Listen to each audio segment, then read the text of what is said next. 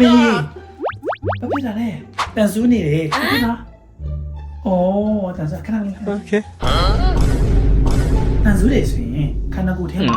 အားစနစ်တွေဘယ်လိုတုံ့ပြန်လုပ်မလဲဆိုတာကိုကြည့်ကြ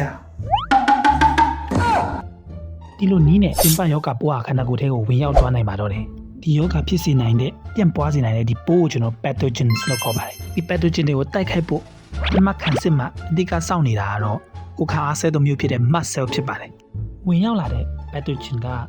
ခန္ဓာကိုယ်ထိခိုက်စေနိုင်တဲ့ဓာတ်ကိုထုတ်လွှတ်ပါတော့တယ်ဒီထုတ်လွှတ်လိုက်တဲ့ဓာတ်ကြောင့်ပဲခန္ဓာကိုယ်မှာအသင့်ဆောင်ပေးနေတဲ့ mast cell ကိုဒီထားမိစေတော့တယ်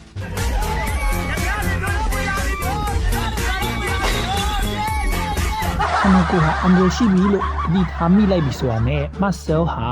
ဒီ pathogen တွေကိုတိုက်ထုတ်နိုင်မဲ့လုပ်ငန်းစဉ်တွေတိုက်ထုတ်နိုင်မဲ့အင်္ဂါစိတ်ပိုင်းတွေကိုစတင်လှုံ့ဆော်ပါတော့တယ်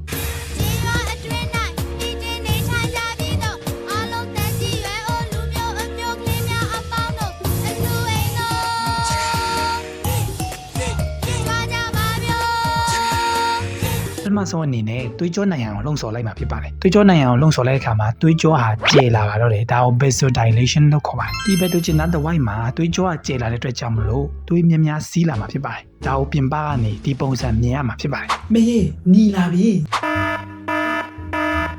ဒါဆိုရင်ခန္ဓာကိုယ်ထဲက immune system တွေစပြီးအလုပ်လုပ်နေပြီဆိုတဲ့လက္ခဏာပဲအမှလက္ခဏာအနေနဲ့နီရဲလာခြင်းမေးတန်ဆူးနေတယ်လို့နားလေးမေးဒါပြင်သွေးကြောနိုင်ရန်တွေကျဲလာအောင်လဲသူကလှုံ့ဆော်ပါတယ်အဲ့လိုသွေးကြောနိုင်ရန်ကျဲလာတဲ့အခါမှာသွေးထဲမှာစီးနေတဲ့အရည်တွေက pathogen ရှိတဲ့နေရာတဝိုက်စီကိုစီးဝင်လာပါတော့တယ်ဒီလိုစီးဝင်လာတဲ့အတွက်ကြောင့်ပြင်ပကနေဒီလိုမျိုးတွေ့ရမှာဖြစ်ပါတယ်မေးရောင်လာပြီဗျဒါဒုတိယလက္ခဏာဖြစ်တယ် swelling ရောင်ရမ်းလာခြင်းပေါ့ခါအားစနစ်တွေ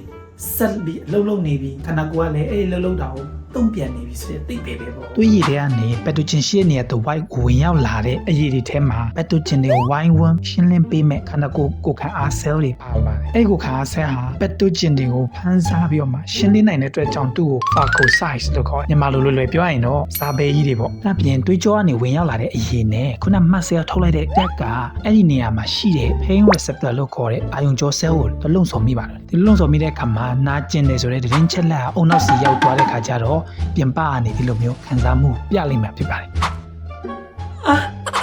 နေမလို့လိုက်လားဒီမတ်ဆယ်ထွက်လာတဲ့ chemical ဟာအုံနောက်ထဲမှာရှိတဲ့အပူတင်းချုပ်ရေးဗဟိုဌာနဖြစ်တဲ့ hypothalamus ကိုလုံဆော်ပါတော့တယ်ဒီလိုလုံဆော်တော့ပြင်ပကနေဒီလိုမြင်ရမှာဖြစ်ပါတယ်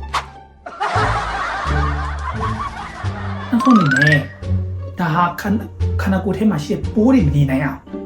ခန္ဓာကိုယ်အပူချိန်ကိုမြင့်လိုက်တဲ့သဘောပဲပေါ့ဒါကြောင့်သူကဖျားနာခြင်းဖြစ်ပေါ်လာတာပါနာကျင်ခြင်းpain swelling ရောင်ရမ်းခြင်း redness နီရဲလာခြင်းနဲ့ high temperature ဆိုတဲ့အပူချိန်မြင့်မားလာခြင်းဟာ